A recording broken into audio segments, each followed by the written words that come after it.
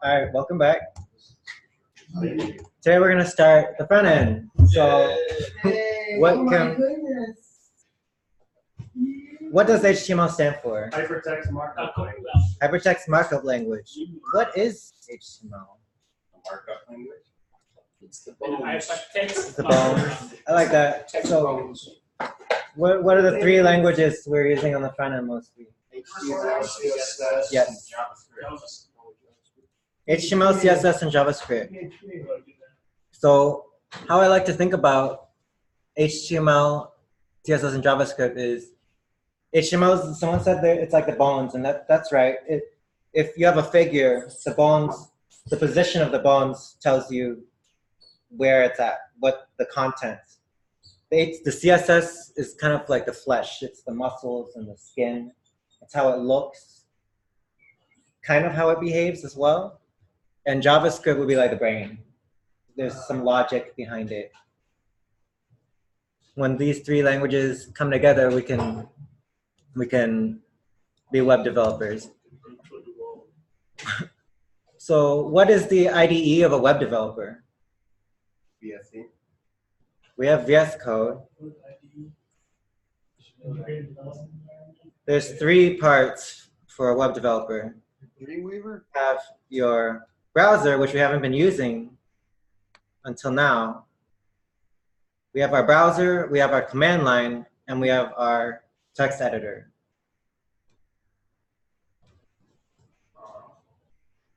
So I'm going to go ahead and put those three things all up here. When we have any web page, oh, it's so slow.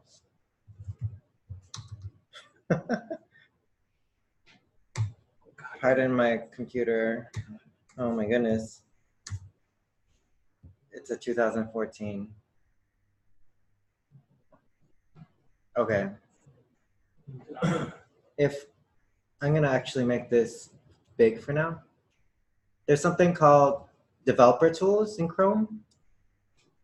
Command Option J, I always use J because that brings me the console. This is the JavaScript console for this page. You can actually type in JavaScript in here.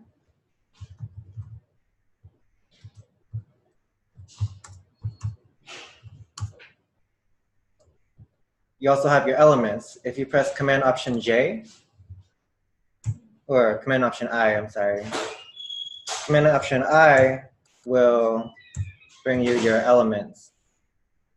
And that will show you all the HTML elements.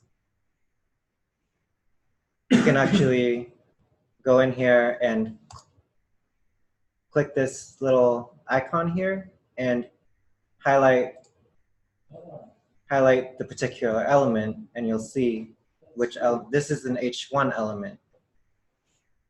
You look inside, it has some content in here. It'll even let you modify this content. And look here on the web page. But I'm the only one that sees this, right? Yeah. Please, if I refresh, it should. Okay. Thank goodness.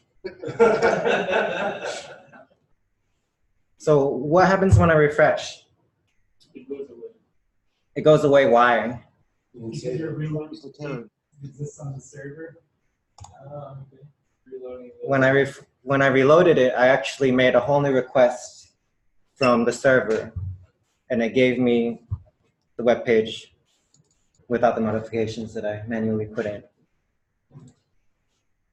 Now, I'm just going to have all of you jump right into it. I'm going to post this link here to this curriculum. Okay. And we're going to do a code along with me. Code along. Post it in Juliett. It's just today's page.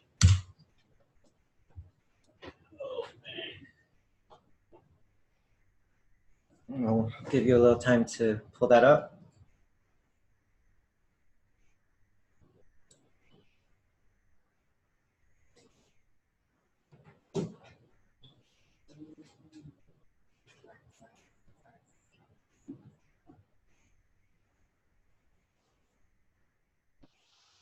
And while you're waiting, you can read along.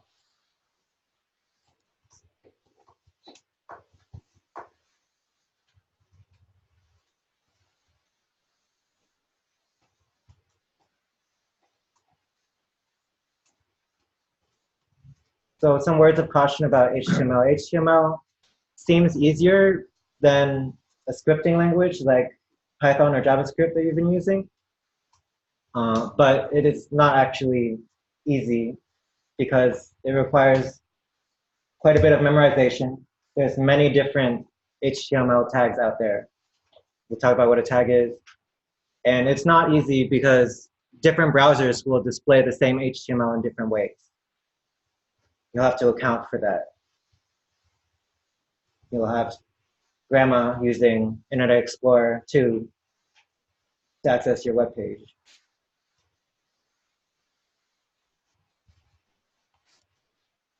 And you want her to be able to do what she needs to do.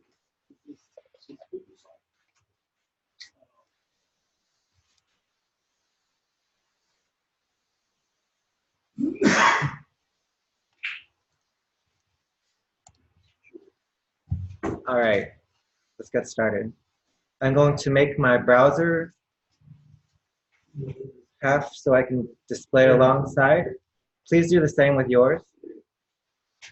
If you have more than one screen, do that. If you have one screen, then split it half and half.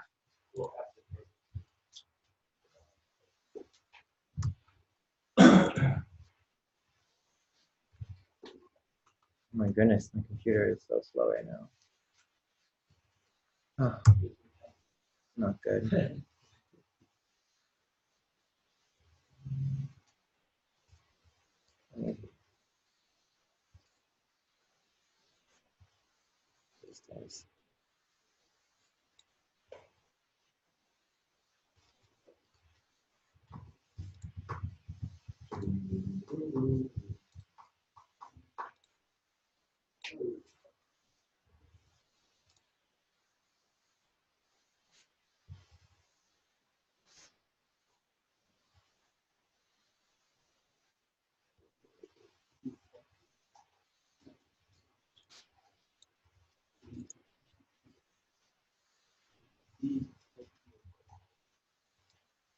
All right.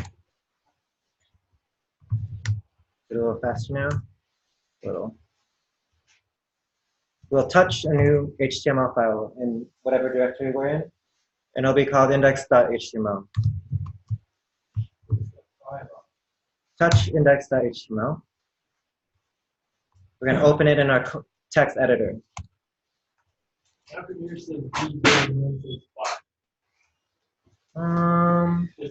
I think it thinks it's a Django because I downloaded some extension on VS Code. Oh, so it thinks I'm working with Django. I'm just making an HTML file. Sure. Now inside the file, I will put this content.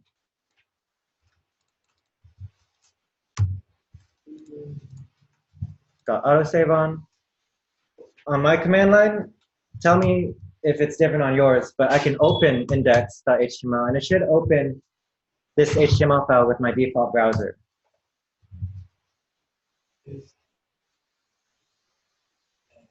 Where does it say open? I'm sorry. Open on the command line, open space index.html. If that doesn't work, open that file in a browser just like you would on any other file.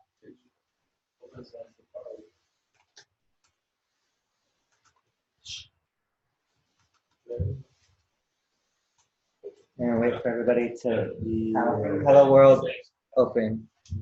H means very. We'll talk about what it means in a second.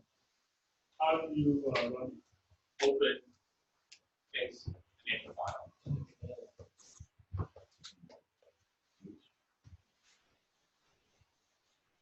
You want to open index.html.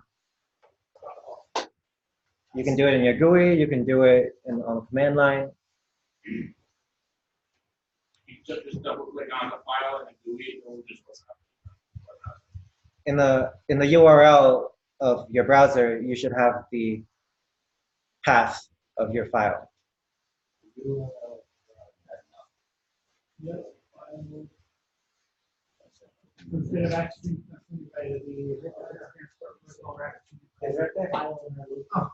Yes. If you have not pasted hello world into your index.html, you'll just get a blank page. Like this. I see what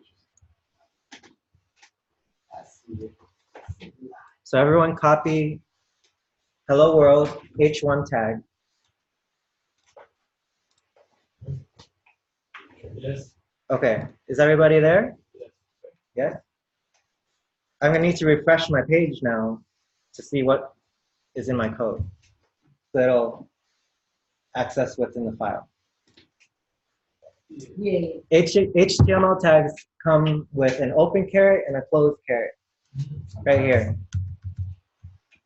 This here is what we call an opening tag. Most HTML elements have an opening tag and a closing tag. And the difference between them is this / right here. This / says when this element is closing. So this whole h1 tag, this is an opening tag, a closing tag, and an element. This whole thing is called an element. Inside, between the opening and closing tag, you have content.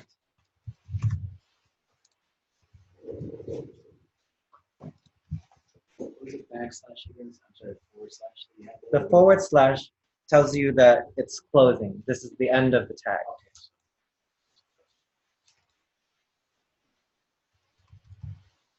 Some of you might be thinking what h1 is. header one. It's header 1. If we kind of want to ignore style when it comes to HTML. HTML is about meaning. It's about context. You want a subheading to these. Now, what does this look like? You don't have to do this, but Oh, you see it's smaller. H2 is a subheading. So H1 is going to be your biggest heading. You can actually style these however you like. And if I wanted, I could make the H5 bigger than the H1. But the content should follow this for people who have disabilities, who might be blind. For accessibility comes into play a lot in the front end. People might be using screen readers, different tools to read your website. And you have to make sure that they know they can access that information. So a subheading and an H2, and H2 is going to be a smaller section, and an H1 is going to be a bigger section. And you're going to want to structure your web pages that way. Oh, question. Uh-huh. So the way it is right now, is it because of the text editor, or if you are taking the H5 to be on The arrangement? line? If I take the H5 to be the first line, then this is what happens. Okay, so that number actually corresponds to like how big it is. Yes, that number, the bigger the number, the smaller the heading, the less important the heading. And by default behavior, the smallest heading as well. So it doesn't necessarily indicate size, that the actual size is controlled somewhere else. But in the HTML, the number corresponds to the relative importance of the information, of how deep of a heading you are into something. The number corresponds to the importance, number 1 being the most important. And it also happens to control the size of the content, but we can override that very easily. But we want the meaning in the HTML to matter. Some people might not be able to see the styling that you put on there. All right, let's go back to the lesson. We went through the fact that tags will have an opening and a closing tag. The content is what's between the tags. And let's try this. We'll put this here, and it should behave I'm just gonna paste it in if it will let me. Wow. This is something else.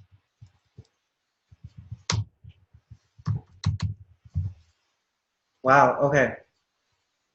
It's really slow.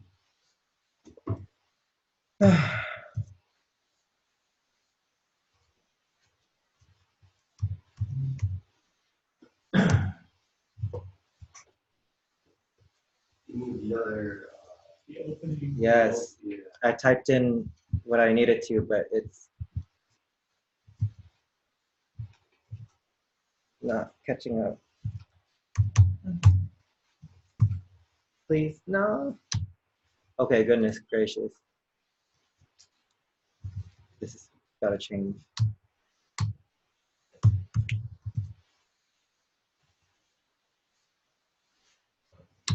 All right. What does this bring us? Just content. I think I will ditch this Bluetooth keyboard. No. Maybe the keyboard needs new batteries. So I forgot the slash here, but it rendered anyway. This is something that's nice about the front end is the priority is to keep the show running. We don't need our users seeing random errors and instead of seeing the content. And this is also something that's dangerous. If we have an error, we might not see it, but the user will. If we change this H1 to EM, yeah, I'm ditching this keyboard for now.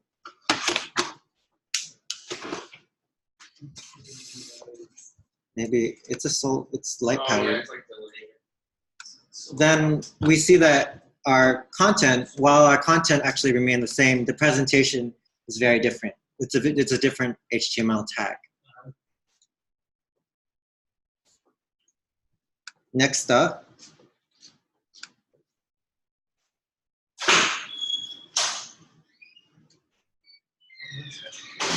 children. This leads me to my biggest pet peeve when it comes to HTML and code is incorrect indentation. Because the computer really won't care how you indent it. And you'll see a lot of things like this. And when you want to troubleshoot why something's broken or not showing up the way you want, and someone hasn't indented properly, it's impossible to figure it out. There are extensions and tools you can use online to automatically prettify and indent your HTML for you, but as you write your own HTML, you want to make sure that when you have a child tag and a parent tag, you have proper indentation between the child and the parent, and you know what's on what level. Okay. How do you know who is the child? When it's an opening and a closing tag contained entirely inside of another distinct opening and closing tag. In that case, the div has two children because it has opening and closing with something inside of it. So the question is, how do you know what Closing has a child and what doesn't? These two elements are enclosed within this one element. This one element is the parent element. This is the opening tag of a div. A div is your most basic kind. You're going to be using a lot of divs. Div is your most basic HTML element. And we'll go over block and inline in a second. But div is a block, your most basic block element. It doesn't do anything except exist for you to use.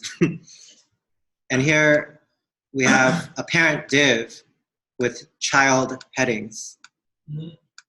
This heading is not inside the div. It's not a child of the div. And that's why it's on the same indentation level. It's on the same level as the div.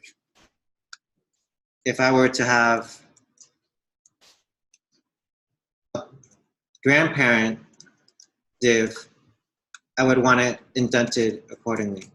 So the div functionally, all it is a Just divide your HTML into chunks. It divides into chunks. Here you can see it didn't really do anything, but let's say I want to, this is called inline. All right, we'll move to that later. okay. Sorry.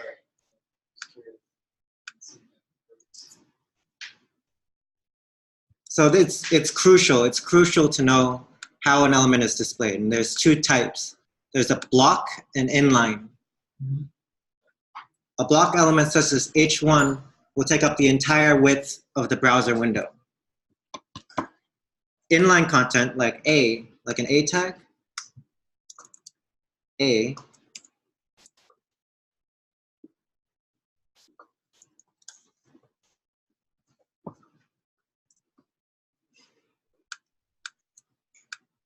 an A tag is displayed inline. So if I have multiple ones,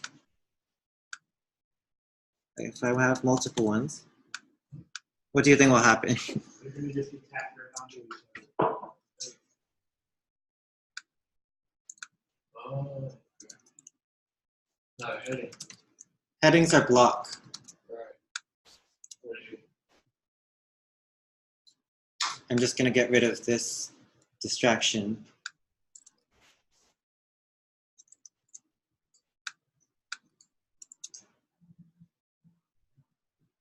So you can see this block takes up the entire width of the web page.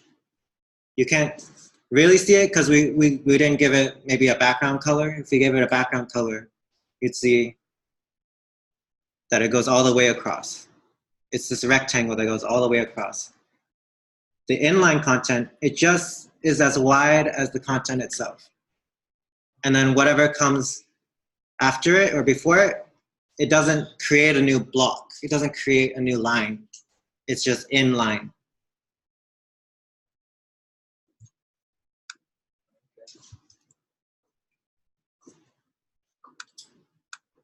So that's really important. You have to know your HTML element, whether it's block or inline, because that really affects how it's displayed. Here are some tags you can check out. This is Mozilla, so you should check out different tags. Now, let's try this together. There's some really weird tags. BDO, okay. Yes, it's in the curriculum. You scroll down to here, right before CSS. So versus. Now, this thing right here is called an attribute. Attributes are put in opening tags, and they can add to the functionality of a tag, give it some properties that might not be the default property, but it can also just even add whole new abilities and set to a given tag. This one is dir, short for direction, and this value that it's given is RTL, right to left. If we were to change this to LTR, the direction would change from left to right.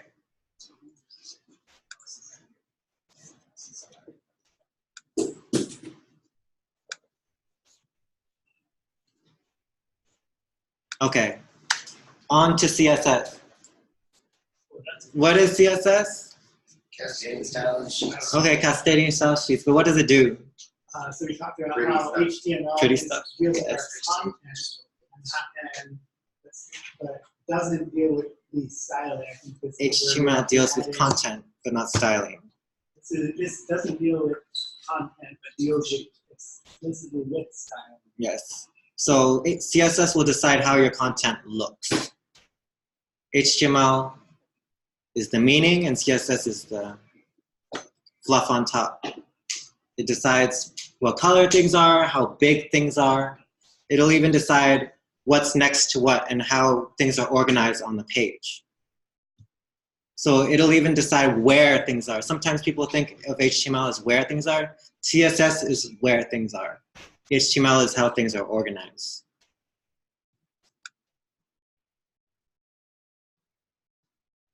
So there's a few ways to introduce CSS. Go ahead and copy this line in and paste it over your entire file.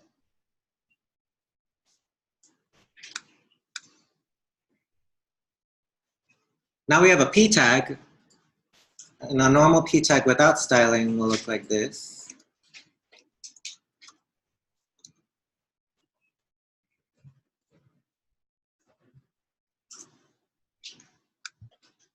What can you tell me about the p tag right away?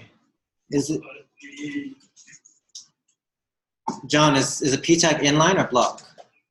So it's a inline. No, it's like, so p tag is block because they're on separate. The tags haven't combined the two separate lines from the text editor to the browser, so they're block. Mm-hmm. The text editor really doesn't care what line it's on. Right.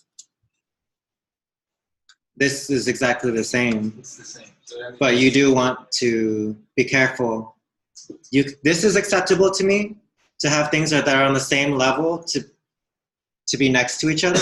Mhm. But if you have a child and a parent, if you have tags inside tags, you definitely want new lines and indentation. This is called inline style. It's right in line with the HTML. Later on, you're not going to want to do this because it's not very organized, but right when you're starting, go for it. Another way to make style is an internal style sheet. And this one is my go-to because it'll always work, and it's more organized than true inline style. I'm going to delete this whole thing. Actually, I'm going to delete the whole thing and refresh just to make sure we're not looking at the same thing. I'm going to copy and paste this in here, and it should give me that red paragraph again, because I have these style tags here.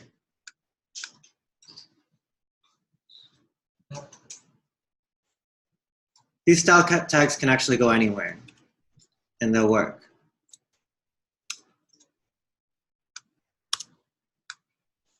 You have this CSS in here. You can see that my syntax highlighting recognizes that inside the style tags, I have CSS. And this is kind of fun. So I have CSS in here. This whole file is HTML. I have CSS in here, and if I want JavaScript, I can just make a script tag. And I can type in JavaScript in here. Can you use Python and HTML? No, you cannot use Python and HTML. In Django, if you use some kind of framework that produces HTML for you, yeah, you can write Python in HTML kind of. But in an HTML file like this, yeah, no Python. just JavaScript. Just JavaScript. JavaScript, CSS, and HTML all live together. All live together.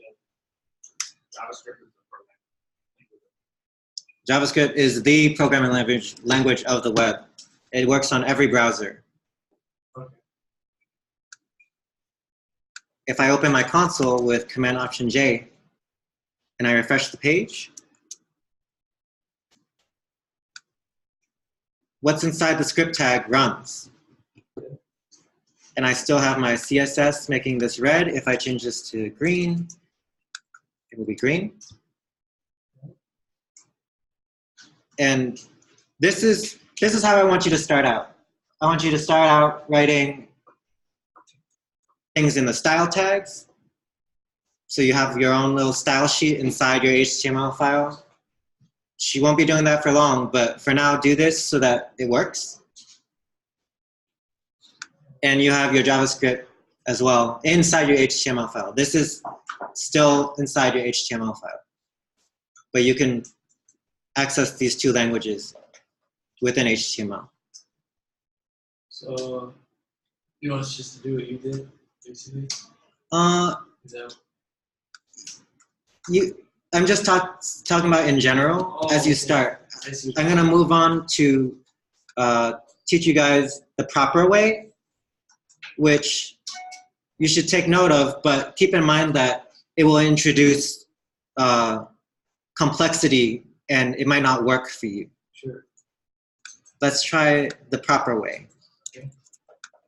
I'm gonna paste over everything in my file, and let's look at it. I didn't go over this before, but you saw a head and a body. Mm-hmm. Your head contains no content. What we were typing before, just to show on the web page, will be all inside the body of the HTML document. The head will bring in things we need, but the user won't see anything inside the head. It'll just bring in things we need, like style sheets. With this link tag, which you can see is different than all the other tags we've seen because it doesn't have a closing tag. It's just, it's just one tag like this.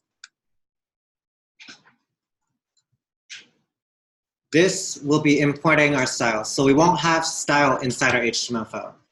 When you make things later, after you get the hang of this, you'll want your HTML file to be separate from your CSS file and your JavaScript file. And your JavaScript will live in your JavaScript file, your CSS will live in your CSS file, and HTML will only have HTML. So that way it's organized and nobody gets surprised by inline styling. Like they'll be messing with your style sheet when you just did a quick fix and you made an inline style. That'll be really confusing to them because it'll override the style sheet. But for right now, you don't have to do this, and I'll show you why. So let's go ahead and I'm going to say, this is what the curriculum said earlier, and it's wrong, maybe on purpose, but I'm trying to access a folder called assets and a file called styles.css. So I'm gonna go ahead and touch styles.css. Now on the same directory, I have styles.css, and inside it, I'll put some CSS. I want all my P's to be color red. My P tags. All of my P tags will be red.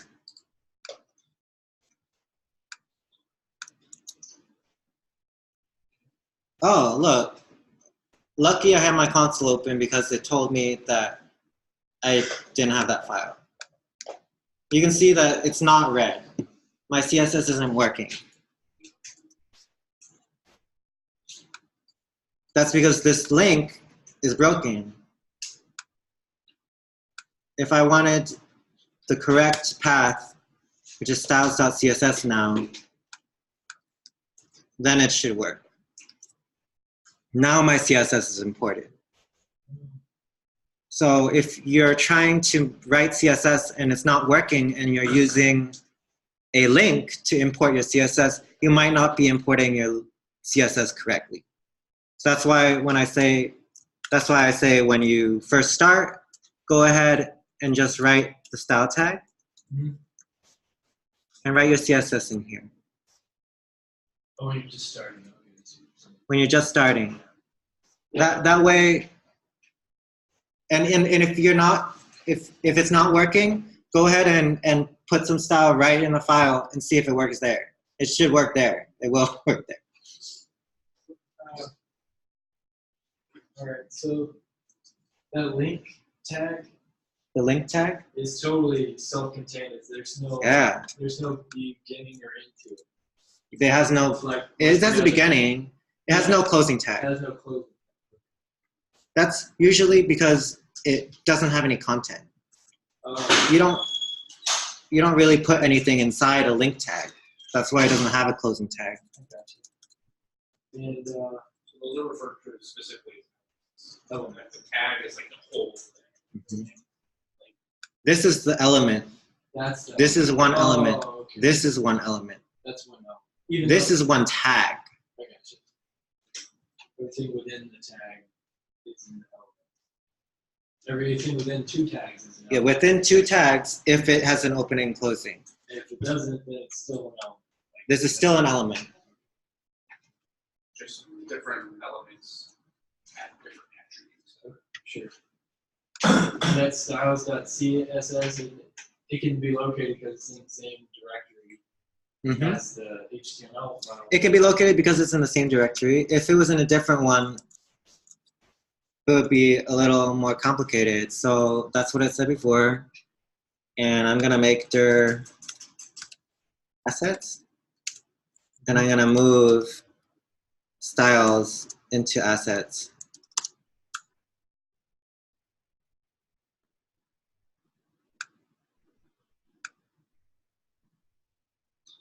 Now let's see if it works. It's broken. That's because I had a typo here. I don't want that slash. Now it works. Now it's imported correctly. But that's why I encourage you to import if you feel comfortable and it's working. For right now, you shouldn't feel bad about not importing and just using style tags. Can you put style tags before the HTML or They can go anywhere. The style tags can go anywhere. The proper place to put them would be in the head, Oh, inside the but they can really go anywhere. So can you have multiple style tags that overwrite each other? Yes, you can have multiple style tags and they will override each other. You can guess in what manner, like top Last down. one is a shoot in charge of it. Yep. I just said that. And the third way, which I'd probably say don't do this unless you're just troubleshooting something, is inline, truly inline style. You can give any tag a style attribute, Oh, okay. and inside that style attribute, you can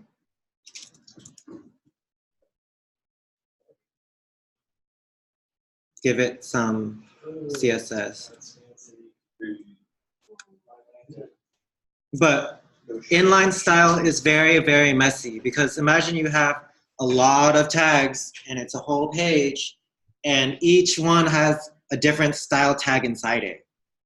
And you want to go and change some style. It would be impossible. So generally avoid this.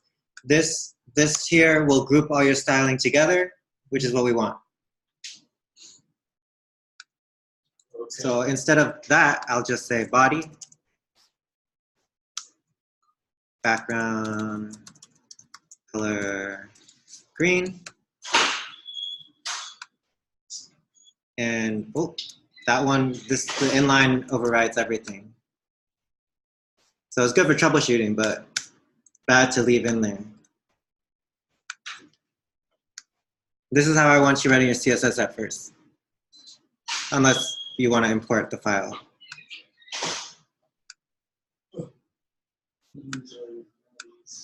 So those are the three ways. JavaScript is the same way. We can use links to import them, but at first, for today, I want you to just, if you're playing with JavaScript, just put it in a script tag, right in your HTML file.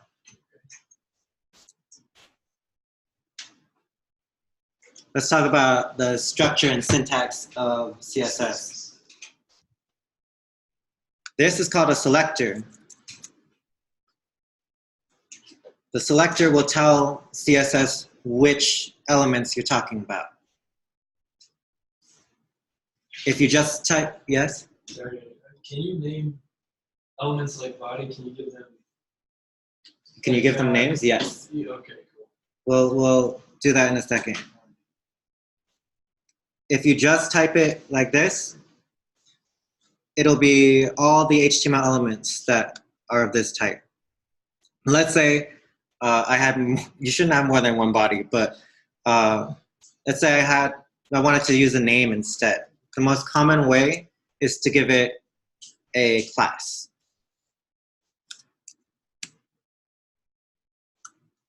It can be called anything you want. Actually, in HTML, CSS, and JavaScript, you want to use hyphens instead of underscores. Just the way things are. And here, if I want P to have that class, I'll say class equals my class. I'll actually make this less vague.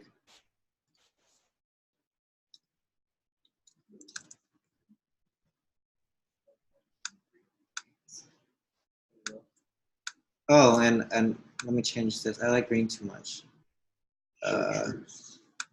Okay. Chartreuse. How do you spell that? CHARTUES.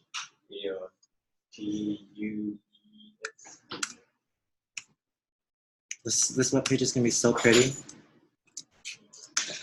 CHARTREUSE.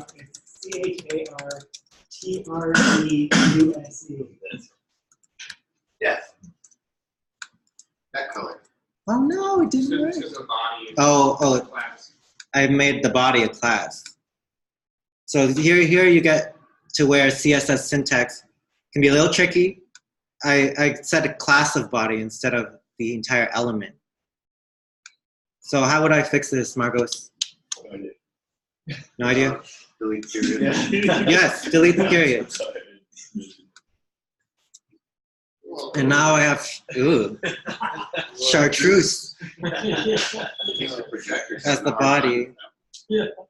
Okay.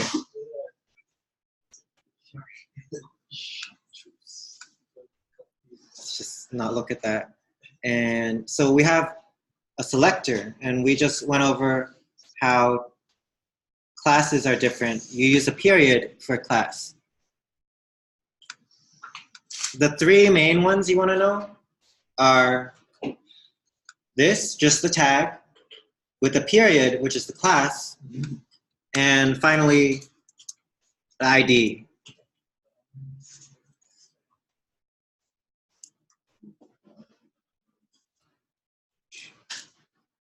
So only one element should have one ID. We talked about IDs before. IDs have to be unique. So only one element will, on this page, on the style sheet, will have this ID tag. I'm gonna say, I'm gonna make another one. I'm gonna give it an ID as well as a class without a space.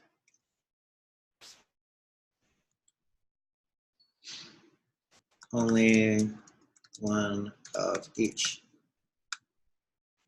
So this particular element will have an ID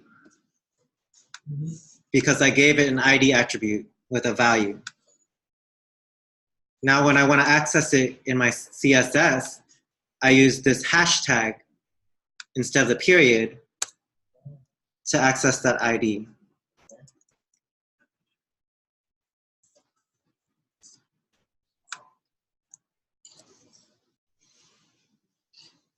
And that way I can access the style of only one element.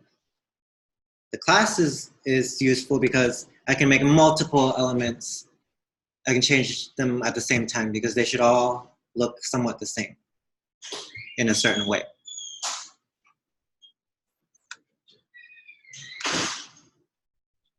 So we have the selector, the property. The property here is background color. There's so many.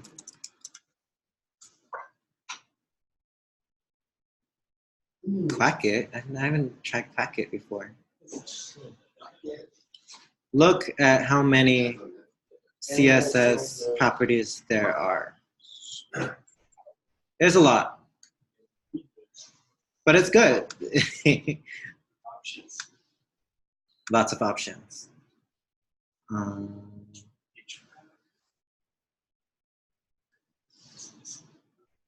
So we can alter CSS through console, just like we altered the content of the HTML. I'll let you do that on your own later.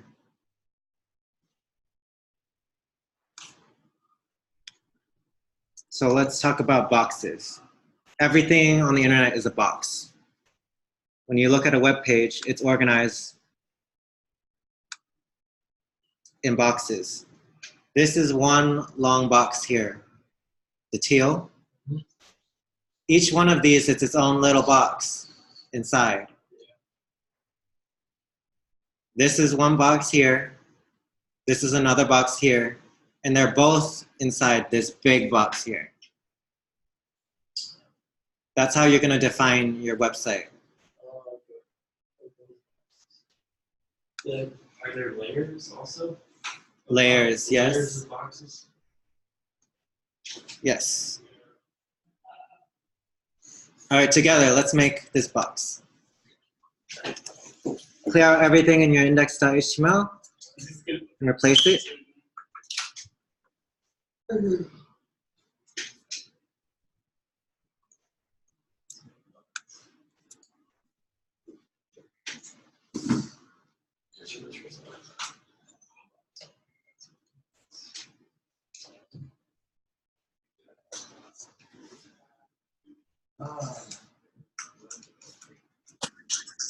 So this div is different than.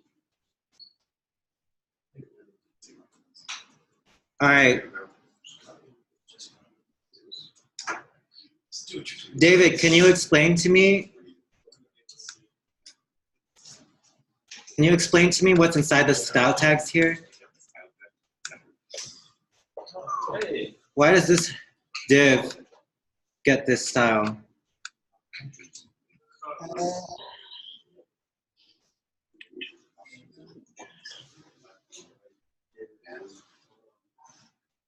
Well, that div gets that style because it's in that style tag. Yeah. And do all divs get that style? No, just that one particular within Just that. that one particular div? Yeah. Or am I wrong? You're wrong. Damn it. That when I access this div, what's it called again? What is this?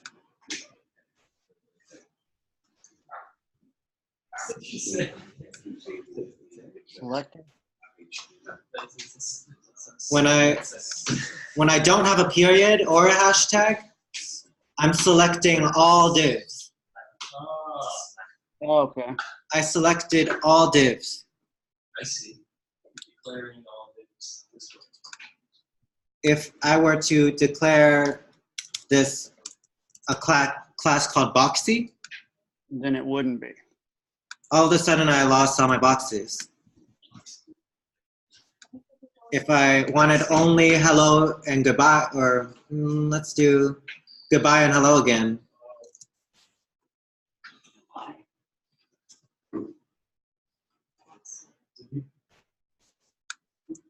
I could only do these two divs. You don't have to do this with me. I'm just showing you that's the class selector with the period. How would we use Boxy then, in that case? How would you use Boxy here? Yeah. If you wanted to make multiple things Boxy. Do you do it? What would you do if you only wanted to make one thing Boxy? You wouldn't put it in a tag. Would you, you would put Boxy in front of the P tag or something like that? I forgot how the formatting goes here. For For the special names. For the, yes, for the IDs and the classes. Yeah. In your selector, when you put a dot in front of your selector, you begin your selector with a dot. That means that it's looking for things of this class name. This is the name of the class. And it's going to look for everything that has that class and apply that style. And you declare the class after the tag name, like that. And all attributes, including class and style, they all belong in the opening tag.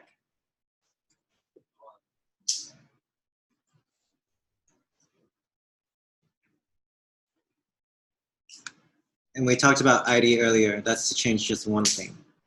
I'm going to go back and let's play around. Well, I'm just going to play around with this. And you play around with this too. You have a height, you have a margin, you have padding, and you have width.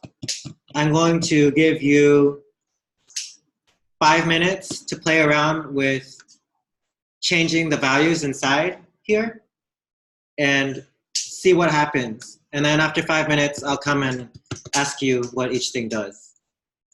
Can we add stuff? You can add stuff, yes. Can we do color? Yes, do whatever you want. That background color. And you can change, and that number, you can actually, doesn't have to be the number.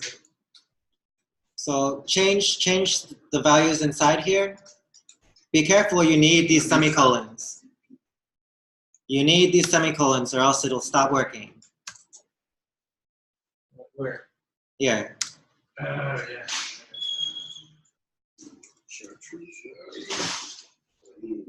Background.